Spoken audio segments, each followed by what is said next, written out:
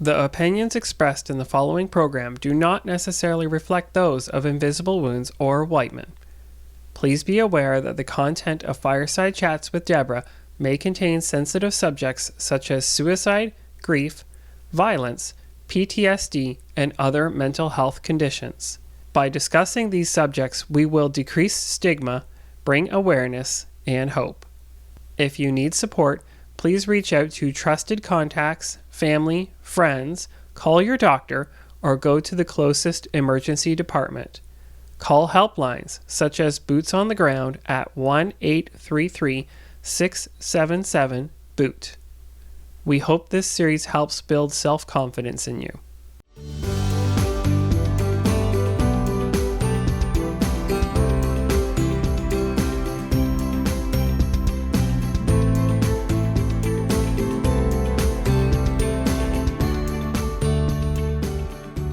On today's show, Scott Mills, retired police officer. One man's truth, how professional and personal life are intertwined. The pain of sanctuary trauma, moral injuries, and deaths by suicide. Fireside Chats with Deborah is sponsored by Leslie Motors of Hairston, Walkerton, and Wingham. Visit lesliemotors.com to learn more. Leslie Motors Sales Department is open Monday to Friday from 9 a.m. to 6 p.m. and Saturday from 9 a.m. until 4 p.m. Give us a call at 1-877-357-3460 to book an appointment today. And by South Bruce Flooring and Bernie McGlynn Lumber Limited, a local company bringing beauty to your home, one board at a time. Started in 1964 by Jerry and Mary McGlynn in Wingham to supply lumber to farms, the company has now grown to serve both commercial and residential customers.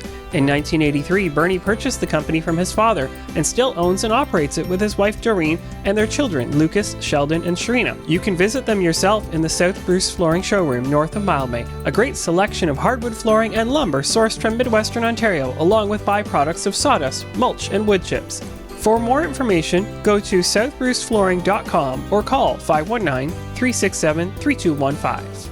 Good evening, everyone, and welcome to Fireside Chats. I'm very happy to have my friend, who is a retired police officer, Scott Mills, with me this evening. And Scott's going to provide a bit of a personal experience that he feels comfortable sharing, as well as some information about an organization that we're both familiar with. So Scott, why don't you step up to the plate, and if you don't mind, share some information with the audience about perhaps your experience as a police officer, or your journey of recovery, whatever you're comfortable with. Oh, thanks. Thanks for having me up here to Point Claire. It's very beautiful. And thanks for your hospitality, and thanks for doing these shows, Deborah. Very informative. I've listened in, for your viewers out there, I've listened into a number of these being recorded. Definitely worth tuning in. All the different topics are so relevant and timely and good. And today I wasn't really on the agenda to be recorded, but I appreciate the opportunity to be able to share a little bit. I was a police officer for 30 years. I retired in 2020. I did 12 years police service with Peel Regional Police Service in Mississauga and Brampton and the Pearson International Airport. And then I did 18 years of police service in downtown Toronto. And throughout my career, and I would say any first responders or military personnel's career, they come by a lot of trauma. And we have many ways of dealing with that trauma. One of them is humor. You'll see a lot of us talk with each other and kind of make light of situations and stuff like that. And that switches our emotions into kind of a laughing emotion, and it kind of masks the real feelings of some of the trauma that we've seen. And some of that trauma you can't get out of your head. The worst type of trauma is the smell. there's just certain smells that you can't get out of your head. And I'll just be quite brief on this. Death, in the ways that first responders see it, often is not pleasant. And it's something that you carry with you always. And so a lot of us experience issues like that. One point I would like to make is a lot of sometimes it's imperative that one of us takes a knee, and basically we have to stop doing what we're doing and we have to seek help. And some of us,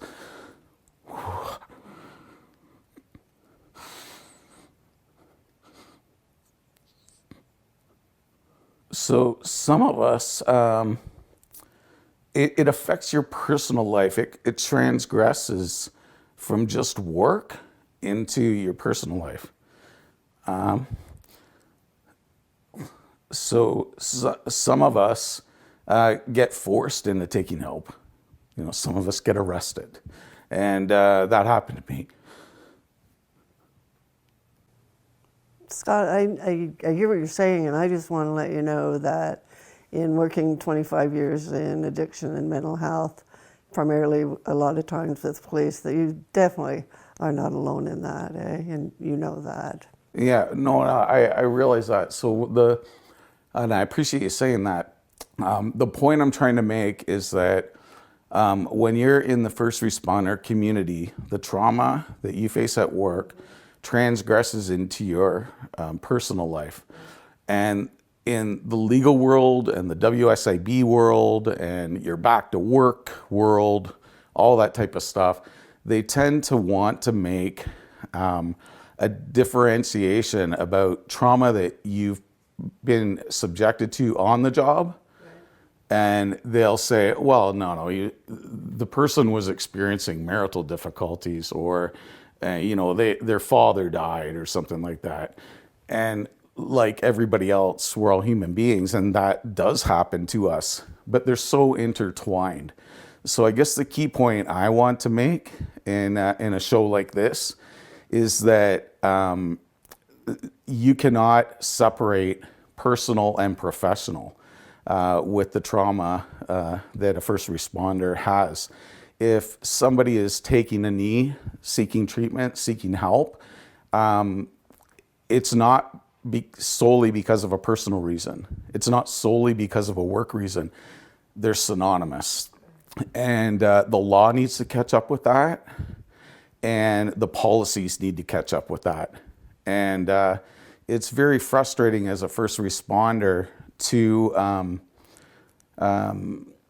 kind of feel like you're being treated as a second-class citizen, and that everything that you've experienced on the job and is transgressed in your personal life doesn't count.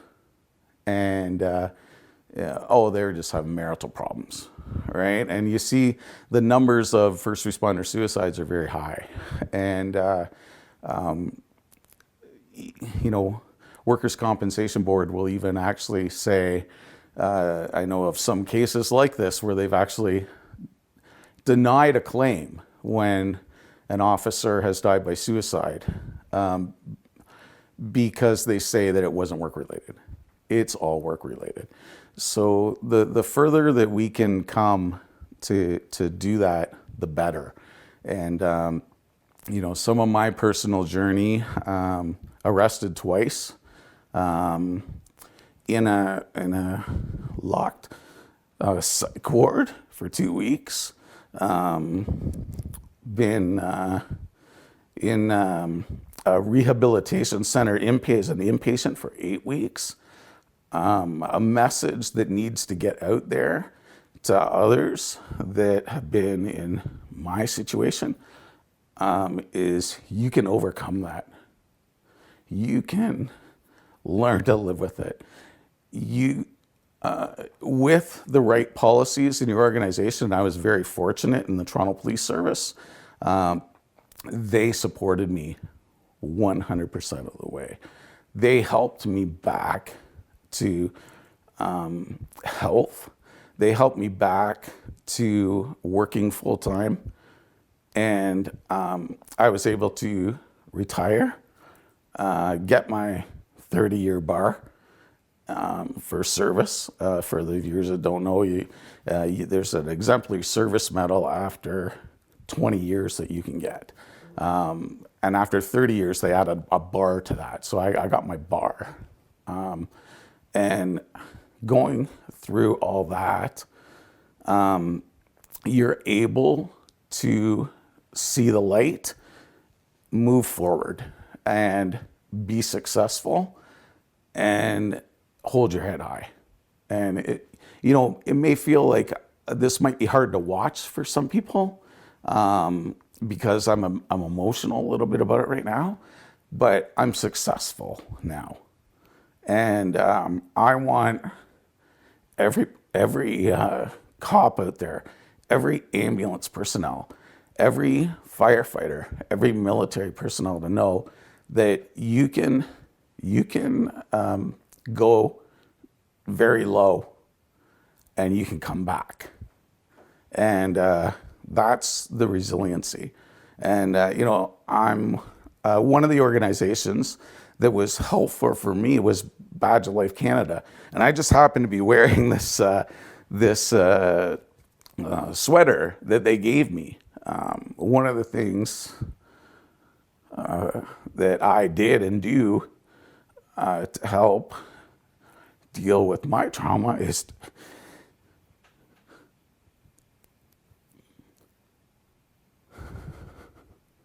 is to give back. And so an organization like Badgerlife Canada here, they were introduced to me because of some skills that I had with social media. And as a result, I was able to live stream Dr. Jonathan Douglas. And he talked about something called sanctuary trauma. And I never heard of it before.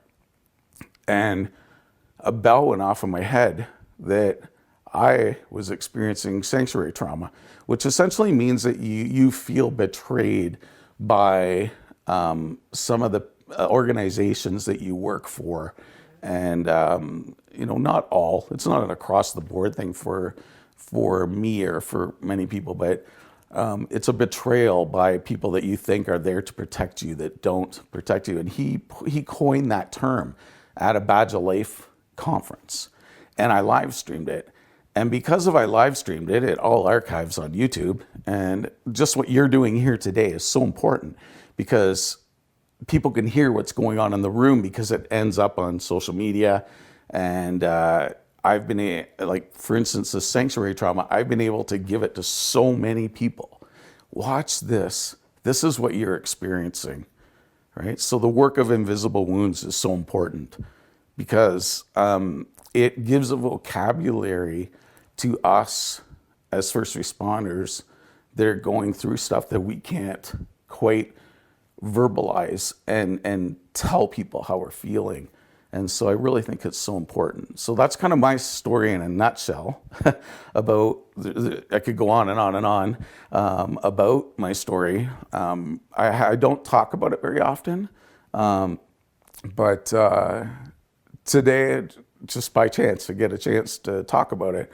And I'm hoping that Whiteman TV will air this, other people will see it, and somebody out there that's struggling by themselves will say, Scotty made it through, I'll make it through. Yeah. Another life saved, eh? Yeah, and it's like each one teach one, right? And so the lived experience with the kind of raw emotion, having that out there is good. If you're in a legal context and you end up telling your story, next thing you know, a lawyer's telling you, oh, well, you had trauma before this date or something like that. That's where the point I was trying to make, right? Like, the system sometimes is very inhibiting and very limiting to to getting these real stories out there. So thanks for what you're doing. No, well, thank you. And the depths you went and the emotion that you have expressed is so real, so gut honest. And as you know, that's exactly what I think people need to hear, even though it can be difficult. And thank you very much. Now, the one thing I wanted to ask you about a little bit is, I know that you had spent some time or a member of HEART. Would you please explain to the viewers what that is? I always can never remember what exactly HEART stands for, but it's H period E-A-R-T. There's periods, it's an acronym. The HEART group is something that's been around for a number of years. It's run by somebody named Patricia Davies, who has cared, it's only for police officers, this particular group. It's a peer support group, but it's led by a professional, which I think is so important. And they meet every Wednesday. They used to meet in Pat's home in North York, and any police officer is welcome to join. I became a member of that group, very helpful. Other police officers going through similar situations to what I described are in it, and you get a sense of community for it. So the group is still running. When the COVID period started, I actually helped Pat to get all on Zoom. So she's got a paid Zoom account now. She knows how to work it very effectively. And there's a Wednesday morning group on Zoom, and then there's a Wednesday evening group currently on Zoom. And it doesn't cost a cent. The Toronto Police Association actually funds it. They fund it through Pat. Essentially, you don't, the screening process is you give Pat a call and she makes sure that you don't have any other conflicts with anybody in the group. And if, you know, she has professional expertise, she'll call you out on things that you're doing wrong, and sometimes you don't want to hear it, but and the other members of the group will have honest discussions with you about things that you're doing that you could do differently, and sometimes that hurts, but you just keep coming back. Some of us stop going to the group for a period of time, and then we come back because your kind of space ebbs and flows, right? So, may I ask you about this group? Just, I don't, if it's not a breach of confidentiality, I think that Pat used to be involved from a treatment center that was addiction specific. This support group is not that, though, is it? A lot of the people in the support group have addiction issues, but the focus of the group is for police officers, whether you're serving or retired. So sworn police officers, and you could have an issue with gambling. You could have any type of an addiction, no matter what it is: alcohol, drugs, sex, whatever. Most of the people that get into the group are experiencing some pretty serious roadblocks, and that's what caused them to get in. But a lot of the people in the group have really grown, and they've recovered. Like there's a lot of post-traumatic growth that happens as a result of being a part of the group, and I highly recommend it. I've been a group member for about 5 years. I haven't gone in my case, I haven't gone for the last 9 months. Will I go back? Probably. People come, people go to it. The one constant is Pat Davies. The other constant is there's no bill. And you pretty much just click on Zoom. It's a great resource. Yeah, just for the audience there, HEART is so well known as is Pat and the work that she does and has done over the years. There are other support groups out there. Some of them are not as well advertised. I think the message is there's so many different groups and services out there, and the more the merrier. Find the one that works for you. The biggest thing is to talk about these things.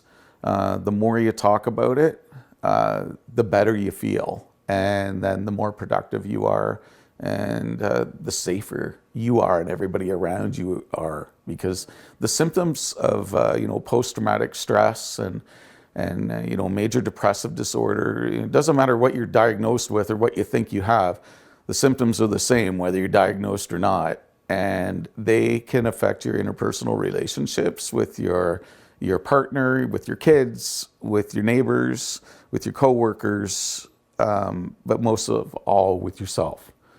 And you have to keep them in check. And you have to be open to listening to people when they're telling you that you're not in a good space right now. And so you're the only person that can get you out of really that space is yourself. And these groups are really helpful for that. So may I ask you then, if you don't mind, what was the thing that got you to open that door to ask for help? Or I don't know. was it somebody that guided you, or was it you picked up a phone, like, boots on the ground wouldn't have been available then? So. The first person I went to help for, a very relationship-based and trust-based, was a guy named Tom Gabriel. And Tom Gabriel is a retired Toronto cop, and he works for the Toronto Police Association as a mental health facilitator full-time. And so I knew he did that. I knew him personally, and I called him and I told him I was in trouble. So I trusted him. I knew that he had a portfolio and a role, and I knew that he would help me. So, the guy showed up when I was locked in a psych ward with his briefcase with all the paperwork you need to do and all the know-how you need to do to get into a treatment program. And that's invaluable. That's an invaluable resource, especially when you're not in a good place. Yeah. So I really commend all the organizations that are out there doing this. There's a lot of them. Boots on the Ground, Wounded Warriors, Toronto Beyond the Blue, OPP Beyond the Blue, all the Beyond the Blues, and I'm probably missing some, Badgerlife Canada. If you're out there running a group, Invisible Wounds, if whatever you're doing, keep on doing it, and please don't get discouraged. And if you can tell your story, kind of like I'm doing today, if you get the opportunity and you feel up to it, tell it. I told mine in the Toronto Sun, not all of it, portions of it. When I retired, and the only thing I asked the reporter was, you can print all this, just make sure you put my email address in there so somebody can reach out. I would say at least 10 members, 10 fellow colleagues, police officers for the most part, have reached out to me saying, I read your column in the Toronto Sun. We're talking months after it ran in the newspaper. I read and I got your email from there. Can we talk? And I'm sure, let's talk. And lots of times we'll just call each other, but I'll tell them something like this group, like you're talking, heart group, right? Call Pat.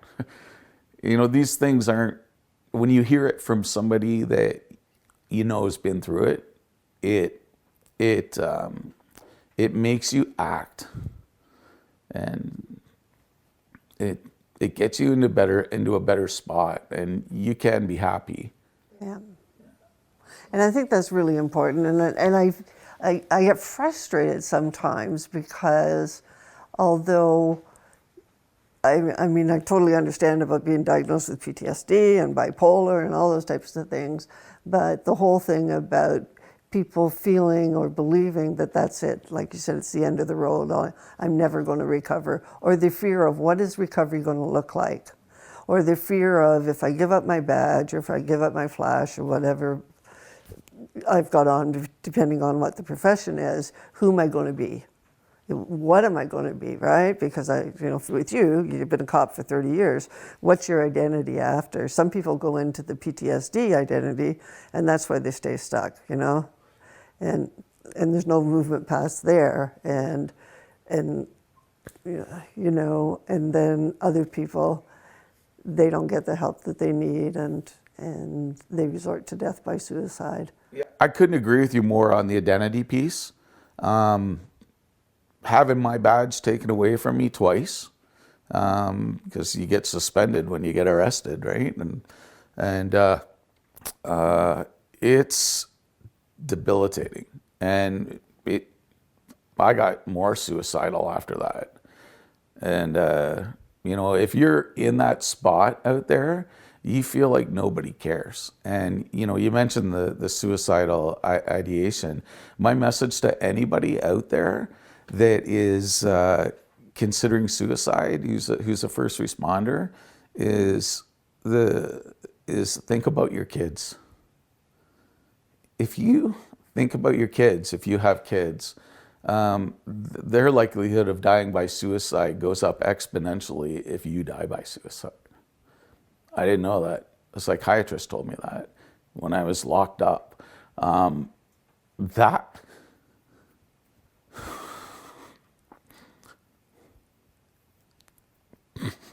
That piece alone helps you carry on. So think about your kids. I know another police officer that he was sitting in his police car with his gun pointed at his head on a night shift. And he tells this story now. And he doesn't know why he did it. But he had a picture of his kids in his wallet or in his hat. I'm not quite sure what it was. But he took that picture out and looked at the kids, and it stopped him from doing that. And now he's actually, he took a knee, but he's out there. He's out there telling a story because he doesn't want any more to die. And there are way more that die by suicide that are in the first responder community than you ever hear about in the news, because there's such a stigma around it.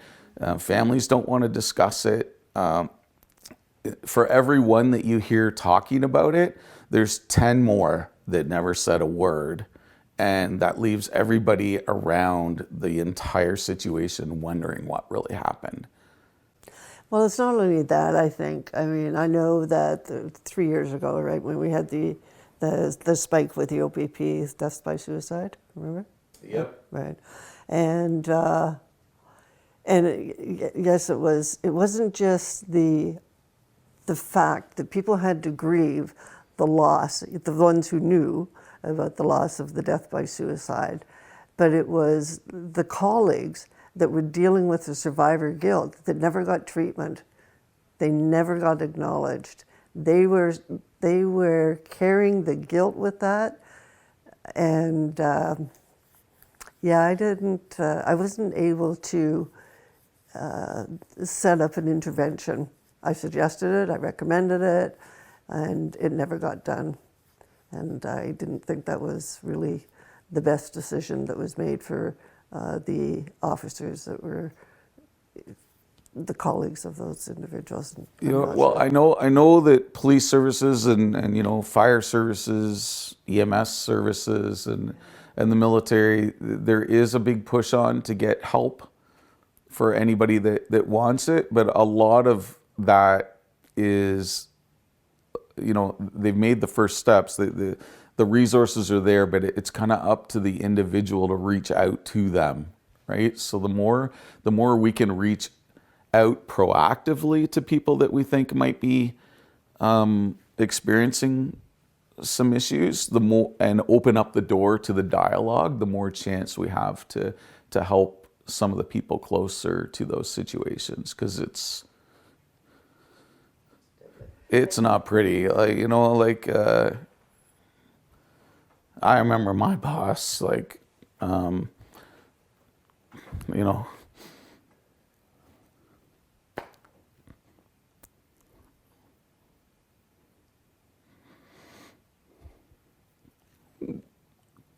one of my close colleagues died by suicide one night after shift.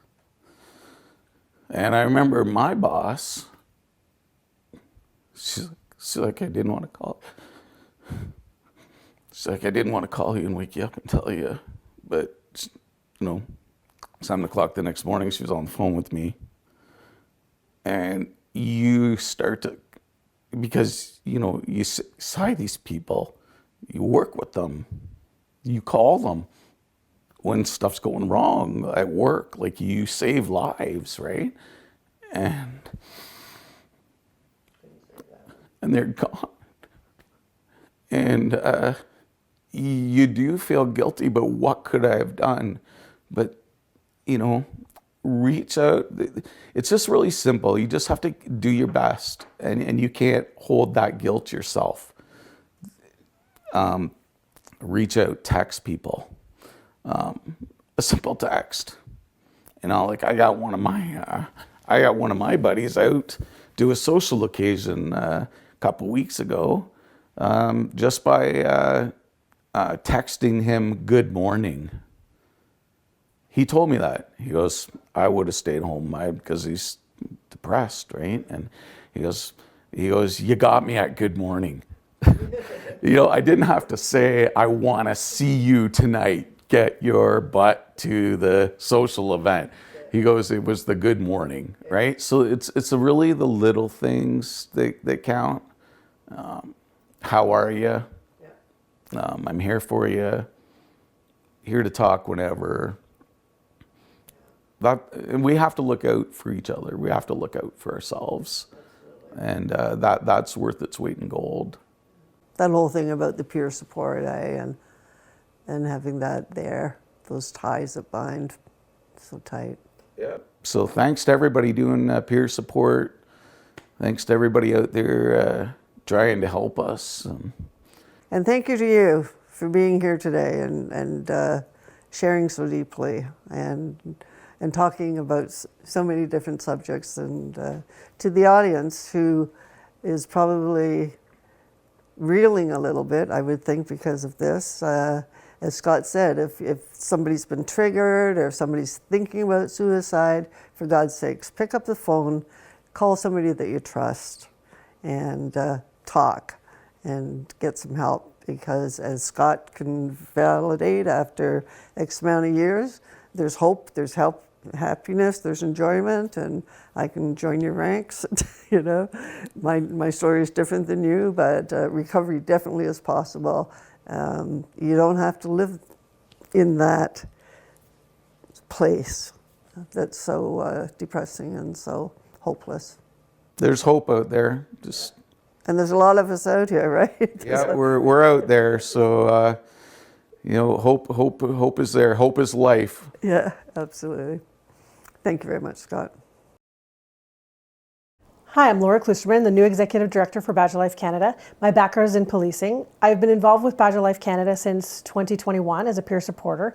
And then in 2021, in October, I became the new Executive Director for Badgerlife Canada. Hi, I'm David Hargraves, and I'm a paramedic in the county of Simcoe for the past 37 years, and I have been with Badge of Life since June of last year.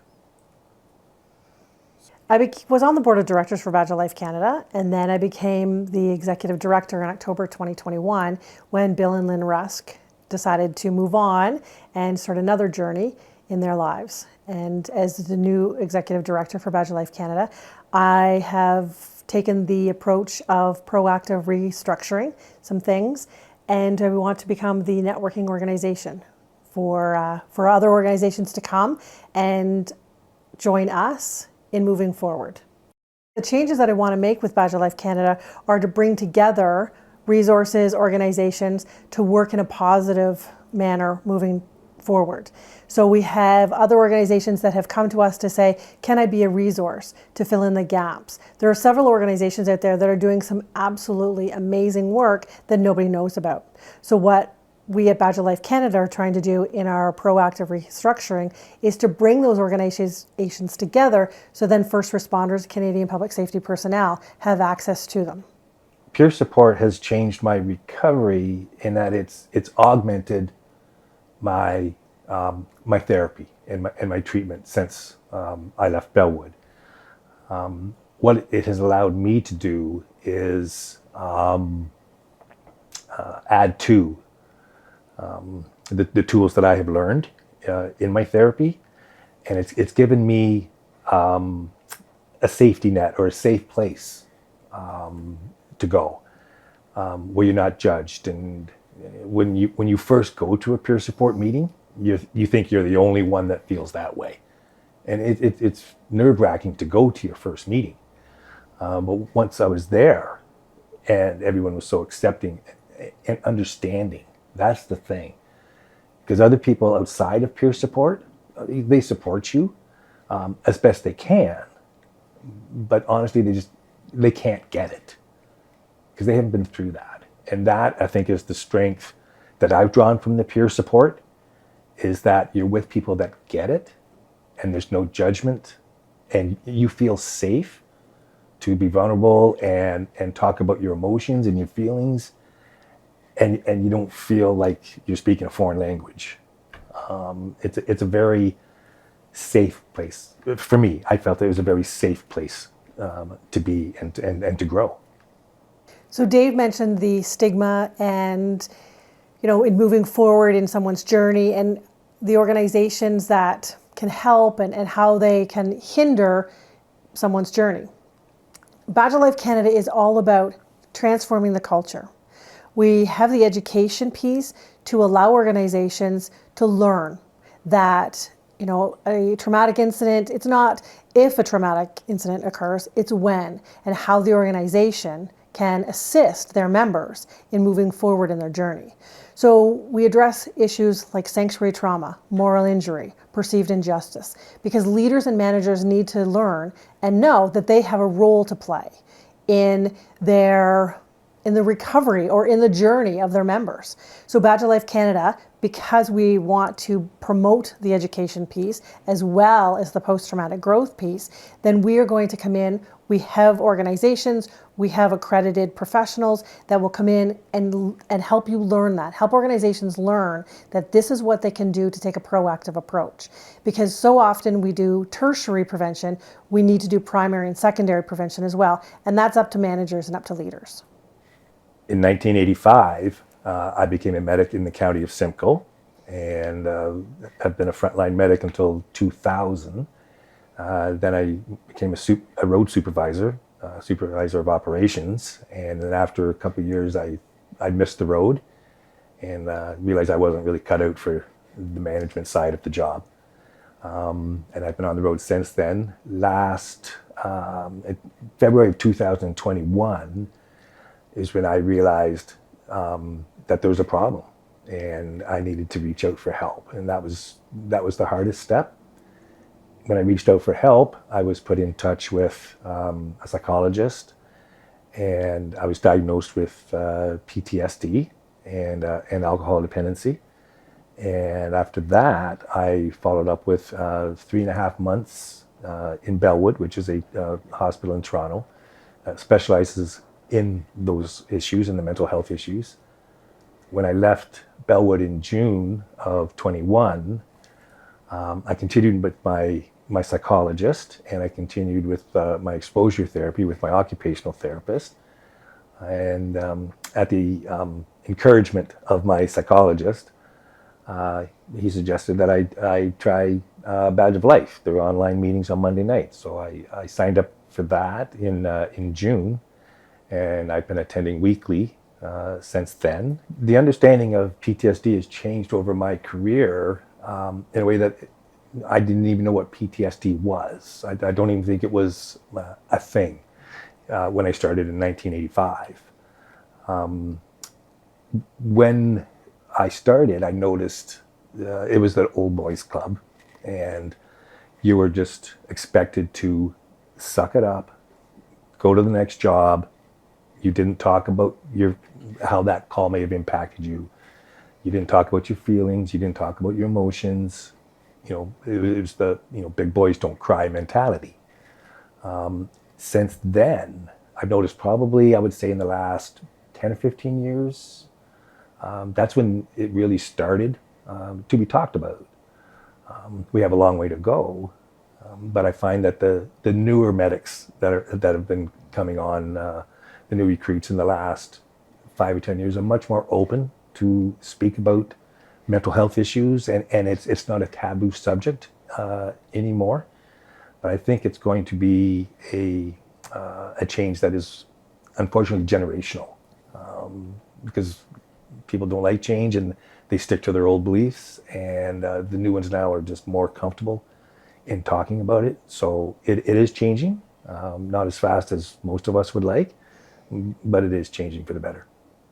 As a police officer for 33 years, starting when I was very, very young, I came to a detachment that had several older men. And I noticed right off the bat that they were very crusty, very negative, and it was a very, very negative environment. Organizations need to acknowledge that they are not perfect. They are not doing the job for their members that needs to be done. If you identify that, then you can say, what can we do? If at every meeting, leaders and managers, and it doesn't matter, supervisors at every level need to ask, what can we do to assist our members? And what can we do before something happens to assist our members? Open the dialogue, be truly open, be truly vulnerable. If you have an open door policy, then really have it. Don't just say that you do and then keep your door closed. The organizations have to acknowledge that they need to do more. And once they do and show that vulnerability, then they can access it. Then that is transforming the culture, because you're putting your actions into what you're doing. Badgerlife Canada can help meet the needs of their members in leaders identifying that education is exactly what needs to happen. We can come in, as Badgerlife Canada, we can come in with organizations to help train. The toxic leadership, we need to stop that. We need to bring more proactiveness in. Education is going to make the change. It's going to transform the culture. Badgerlife has the resources, have the people that within the organization that can come in and do all of those things and make that proactive change. What post-traumatic growth means to me is the changes that I have made, but not just pertaining to my PTSD. There's, because of the treatment that I've received, it has helped with my PTSD, obviously, but it's improved so many other areas of my life that I didn't realize that it needed improving. So, for an example, I've become more patient.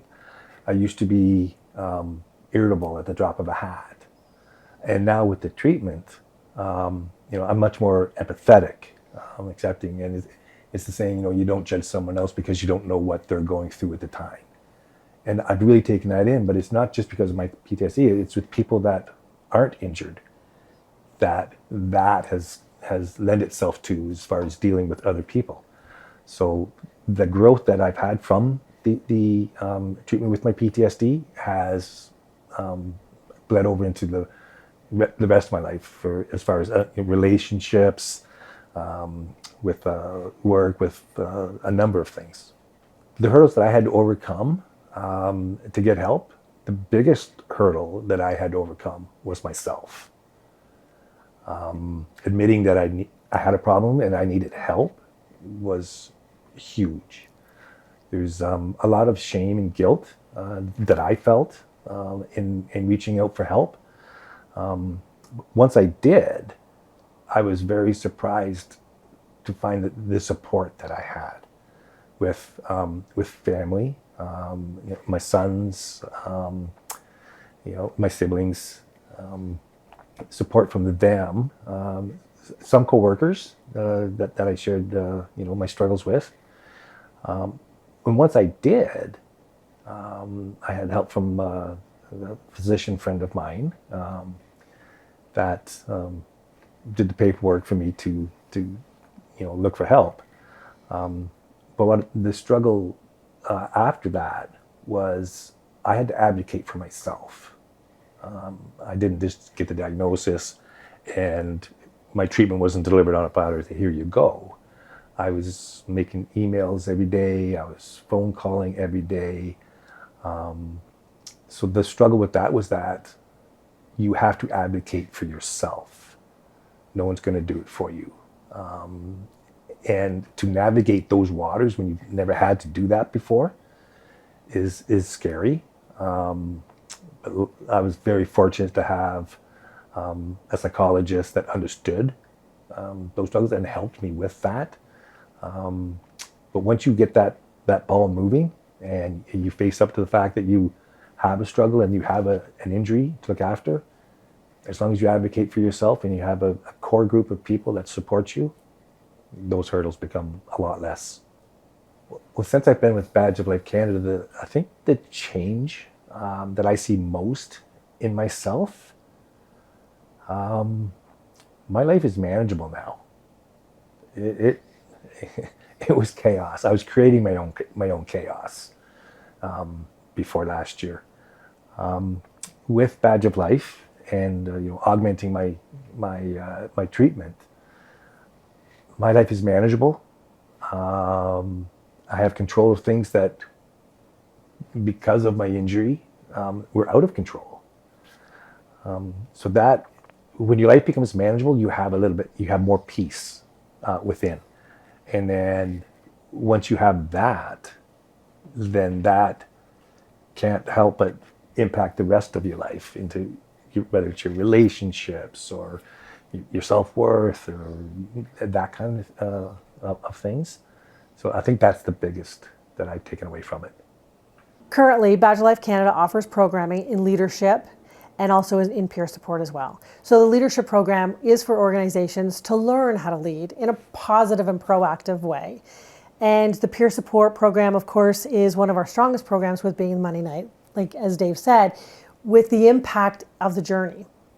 So with the education pieces, we can tailor what your organization is looking for. So if there's a certain area that is not necessarily the strongest point, so whether it be for recruit training or kind of supervisory training, things like that, we can come in and tailor the program to what you're looking for. Because we are a networking organization, we have organizations that we network with that we can collaborate with and partner and say, you know what, this is the best fit for this, and then offer organizations what they need.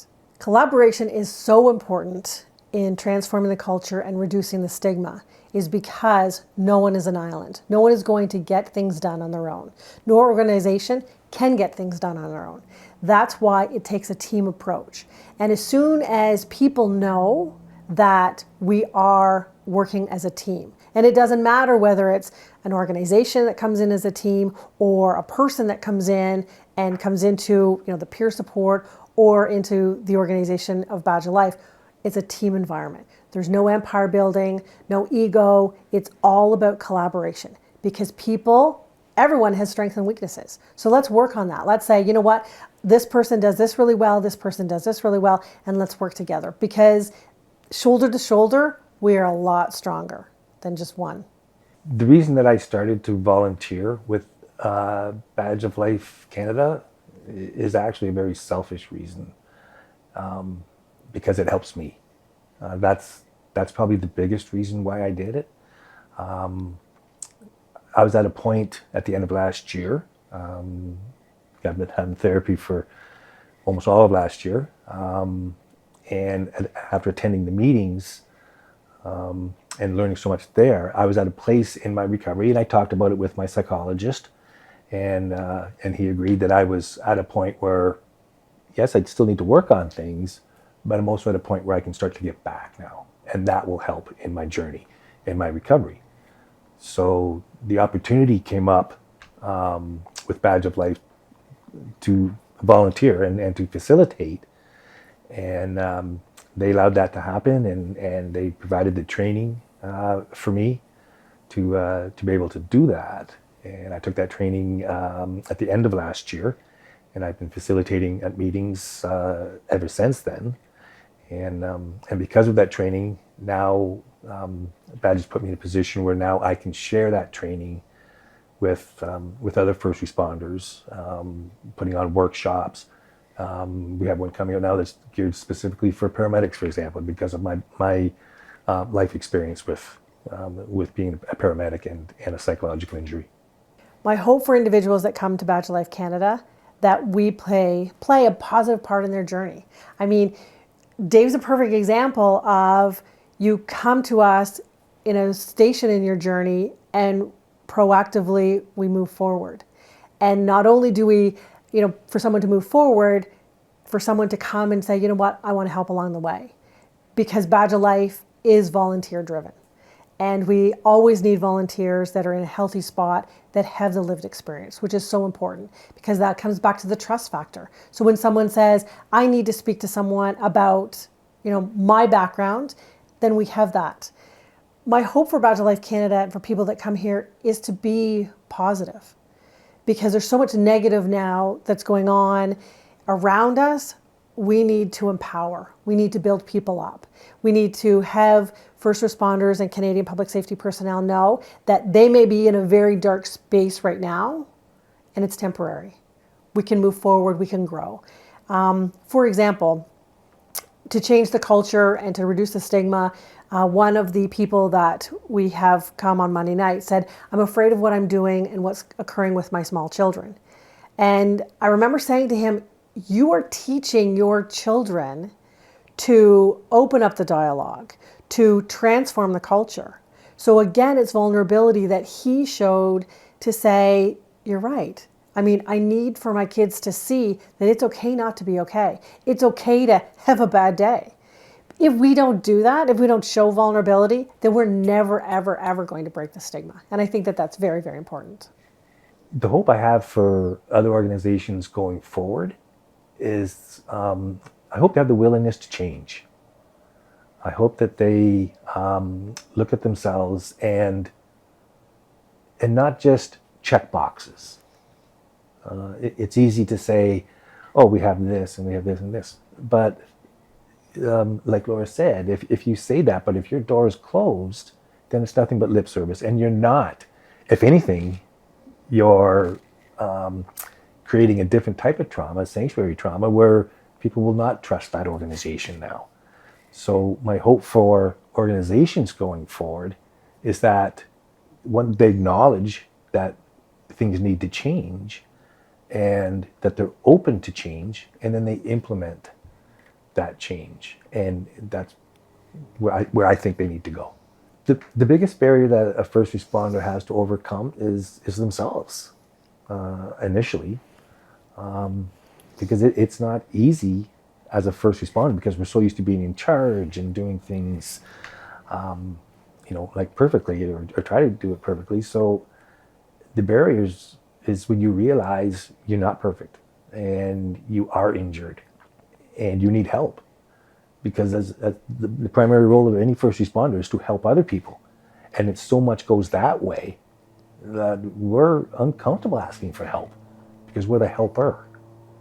So the biggest barrier, I think, is admitting to yourself that you have an injury and that your life is not where you want it to be, and it's not as manageable as you would like it to be.